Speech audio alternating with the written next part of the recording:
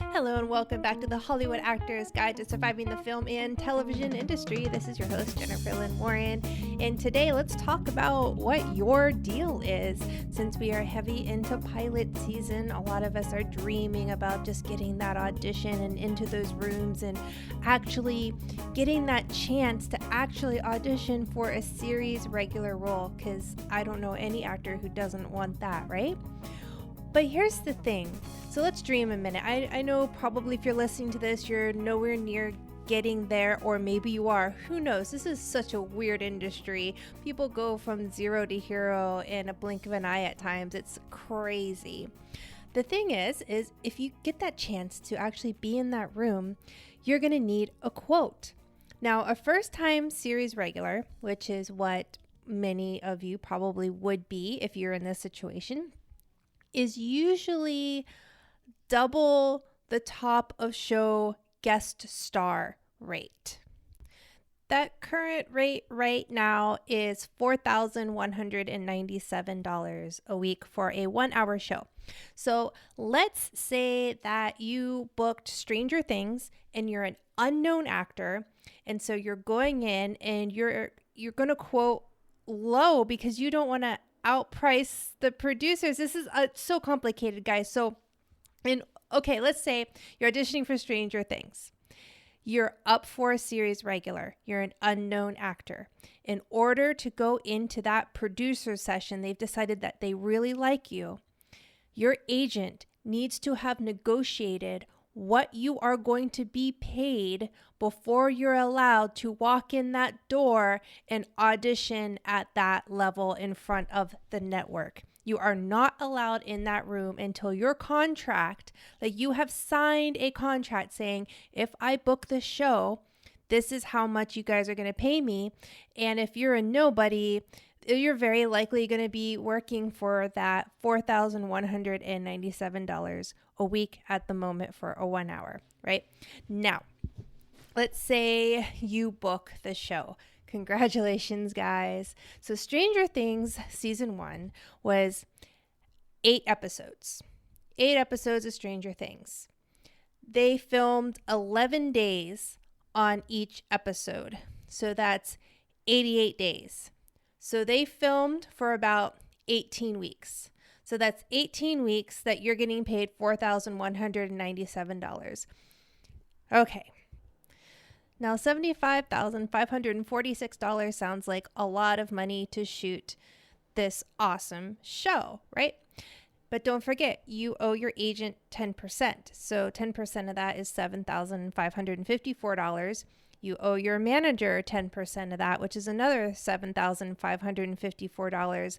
Let's say you don't yet have a publicist, which you darn well should hire a publicist if you are a series regular, because you need them at this point to help leverage your career onto the next step. And let's say you don't have a lawyer you need to pay, or an accountant.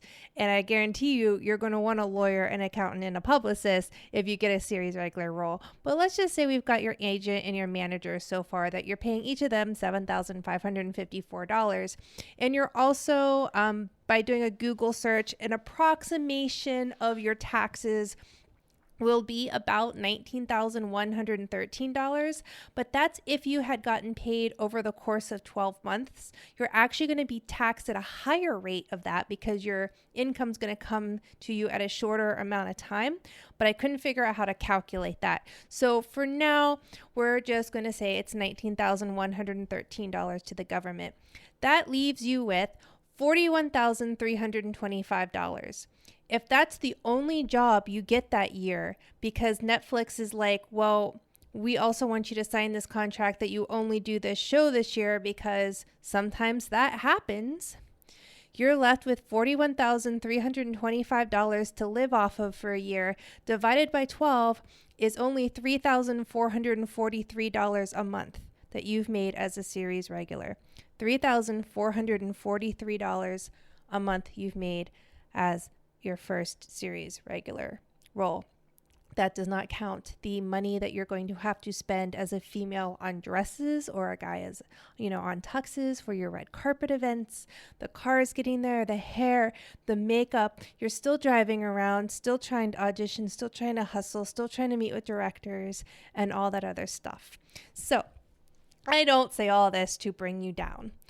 What I am going to say is, because I've had some dear friends of mine book some pretty big roles recently, and I have seen them blow through that money really fast, thinking that they're just going to book something else right on top of it.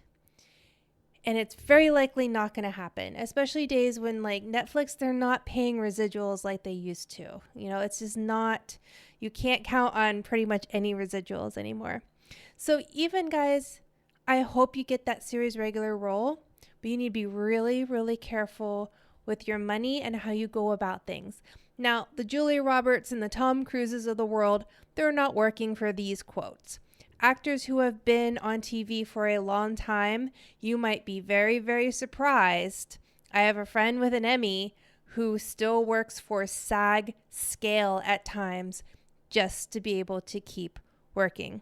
So I don't say this to make you guys feel sad. I think the more that you have knowledge, the more empowered you are. I want to lift the veil of the glitz and glam of this Hollywood world where everyone thinks like, oh, you book something, suddenly you're going to be making all this money.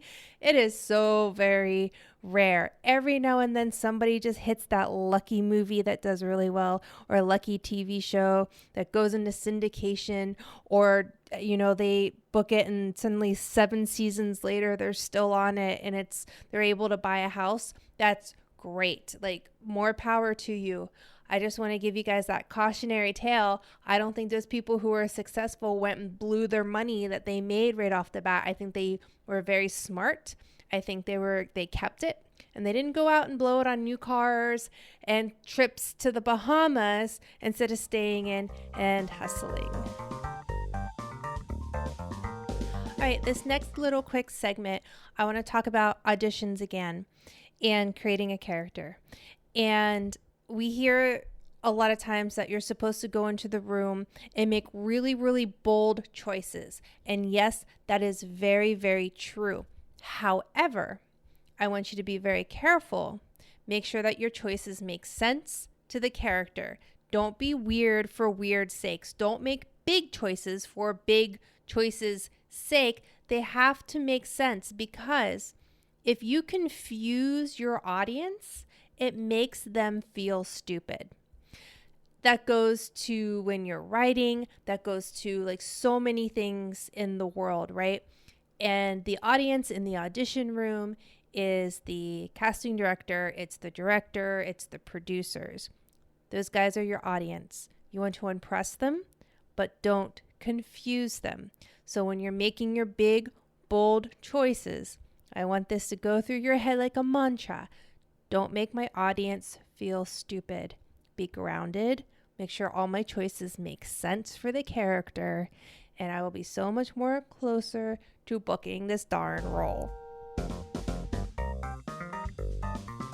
So this last little section is just something I was thinking about today.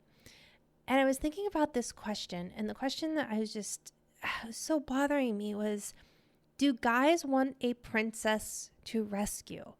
And I know you're all thinking I'm crazy right now. What does this have to do with acting? Well, I was thinking about movies, and I was thinking about how guys like to make fun of women for loving romance movies.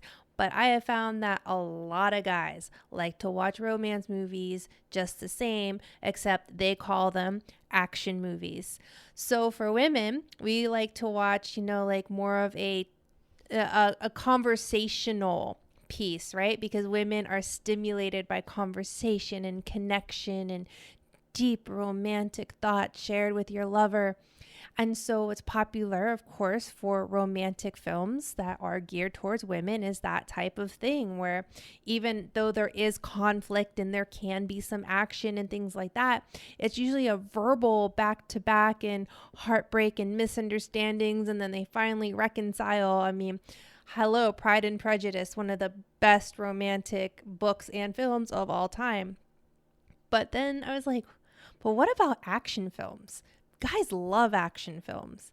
And you know what's at the center of almost every damn action film I have ever seen is that woman who needs to be rescued.